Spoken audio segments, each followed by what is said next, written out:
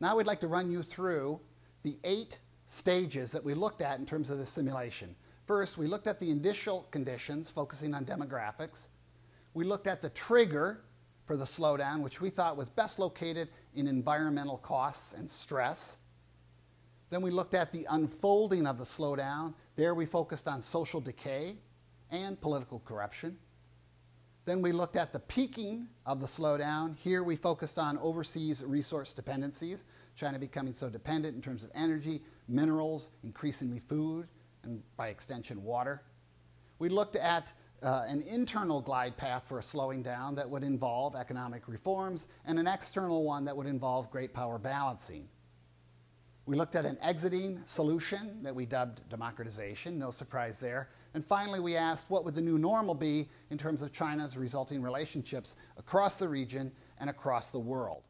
So using the same master narratives here, in terms of the 4 major options, we're going to show you the best scenarios that we came up with in the various stages as we looked at this process. So a bit more detail here, focusing on these 8 subject matter areas. In terms of the initial conditions, focusing on demographics.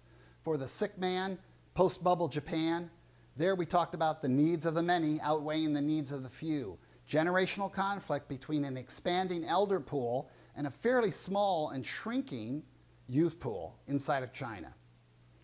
In terms of the poor man's imperial Japan master narrative, there we talked about a nationalistic campaign to encourage Chinese companies to move their jobs inland to the rural interior provinces and not let those jobs escape abroad.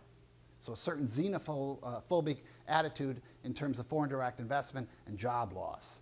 Not surprising, a lot of countries go through this. The United States has gone through it many times itself. If we talk about China achieving escape velocity but turning outward with negative behavior, there we worry about this notion of a gender skew within Chinese society. So too many men, what do? You don't have enough women for them to marry. How do you burn off that excess nationalism or ambition? And finally, when we talk about China moving in the direction of a emerging modern South Korea, there we talk about China, especially because of the gender skew, needing to focus on women's rights as much as possible so as to move into that truly innovation-based pathway.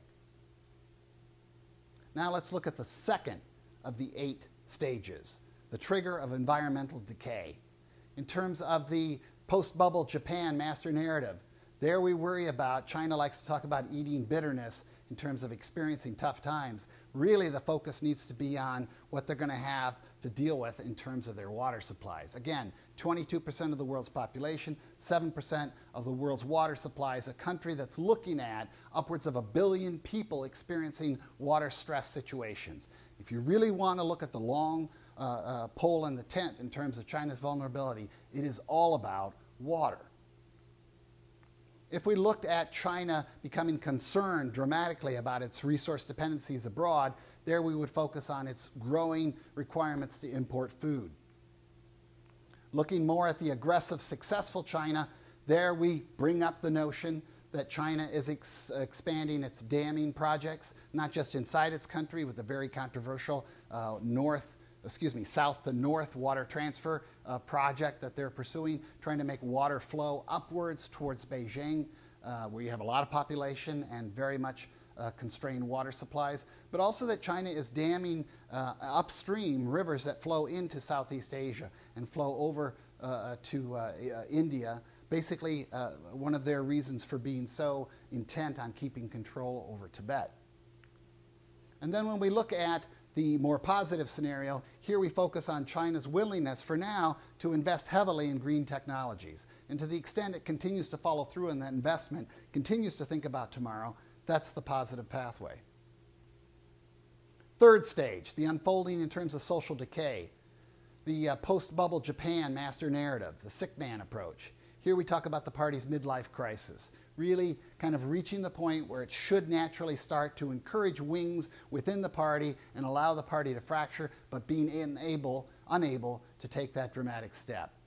Sort of like a PRI in Mexico that never quite gets to the point of allowing the opposition to emerge. In the poor man's imperial Japan master narrative, here we worry about criminal elements as China gets old before it gets rich and starts to turn aggressive, becoming more active within the economy and society, and we dub that the mafia state scenario.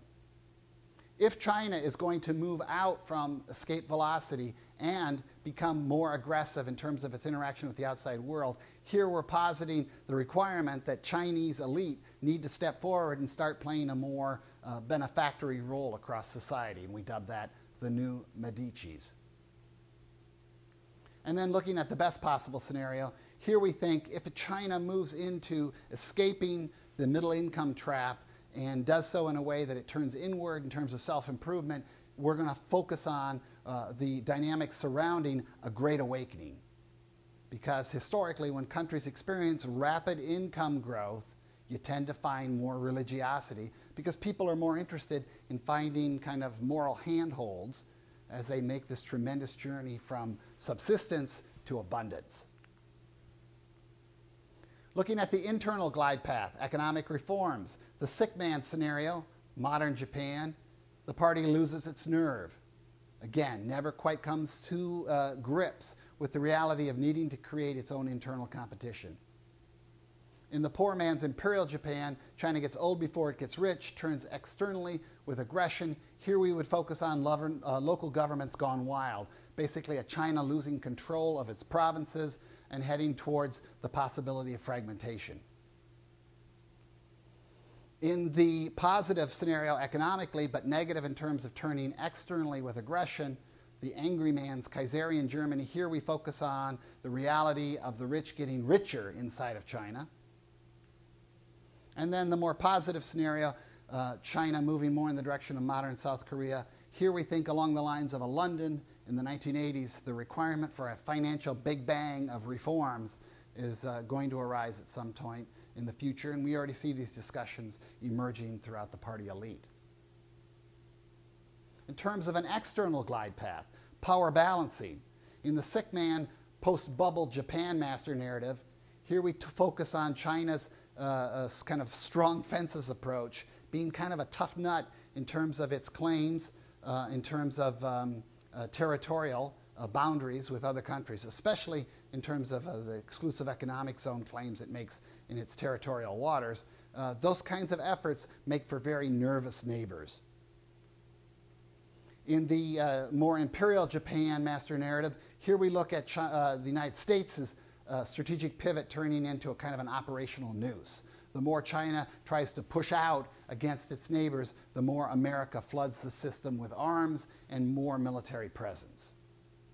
In terms of the Kaiserian Germany master narrative, here we talk about America becoming less interested in managing the world and the Chinese, in their newfound confidence, stepping out and becoming the new superpower manager in places like Southwest Asia.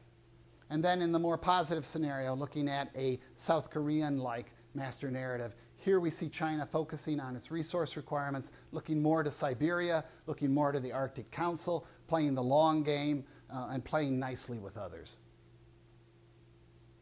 In terms of the exiting solution, the seventh of the 8 stages. For the sick man, post-bubble Japan, here we talk about the center, Beijing, letting the localities and the provinces basically experiment slowly with democratization on their own. In the more poor man's imperial Japan master narrative, here we talk about repeated Tiananmen incidences, which the military steps up and wipes out time and time again, grasping for more control over the political system each and every time. When we talk about China achieving escape velocity and moving more in the direction of Kaiserian Germany as a master narrative, here we point to the possibility of imperial hubris. They become strong, they become confident, and they start throwing their weight around. Again, the Pentagon's basic nightmare. And when we talk about the emerging South Korean master narrative, here we would describe the strong likelihood that as democratization happens inside of China, you're going to see a blue coast, more cosmopolitan, and you're going to see a red interior, more Maoist, more to the old school approach. So not unlike the United States, not unlike many parts of the world, where the interior of the country tends to be more conservative than the cosmopolitan coast. Finally, as we look at the new normal, or China's place in the world, In the situation where China gets old before it gets rich but doesn't turn aggressive, here we see the possibility of China having a stronger relationship over time with Europe, because both of them move into a demographic decline, and possibly a strong friendly relationship with the Russians as well on that shared demographic reality. In terms of the Imperial Japan master narrative, there we have our concerns about a second Cold War emerging between the United States and China. If China achieves escape velocity and turns aggressive outward, here we posit the notion that a united Korea not necessarily goes to the Western camp, but might align itself progressively over time with that powerful China, creating kind of a Germany-France dyad relationship in East Asia, with, I guess, Japan playing the UK role off the coast. And then finally, if China achieves escape velocity and moves down the South Korean path, we see it not engaging in sort of the Star Wars approach, going for high-tech warfare against the West and those sorts of things, but really stepping forward and starting to present itself as a beacon of future human progress, wanting to explore space peacefully, that kind of stuff, and putting its resources toward large global projects that express China's nationalism in a positive way.